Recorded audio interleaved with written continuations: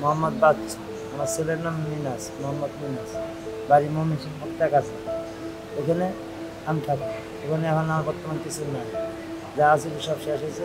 যাত্রাবাড়ি মাছারাতে আমার ছেলে কাজ করতে যায়, ছাত্রদের পানি খাওয়াইতে যায়, আমার ছেলে গুলি খেয়ে আছে এই অবস্থা। আমার ছেলে ঠেকায় গুলি করছে, এলে আমার মনে করেন 3 লাখ টাকা 3.5 লাখ টাকার মতন গেছে।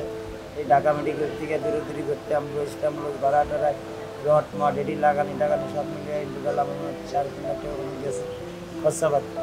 এখন একটু ছাত্ররা আওয়ার পর থেকে একটু ভালো মতো ছেলেটা আরাম পাইতেছে। আমার ছেলের পার ভিতরে পোকা হয়ে গেছে। কারণ কালকে আবার অপারেশনের ডেট দিছে।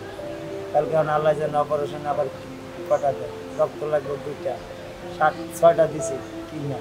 এখন আর পারি না। এখন এরা কী ব্যবস্থা করবো বলছে। এখন এরা কী ব্যবস্থা করে তা তো জানি না বাজার।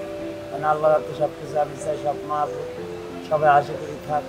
আর ওরা জন্য ভালো হলে আমাকে সবার সেবা করতে পারে, আমরা তার জন্য দোয়া করি।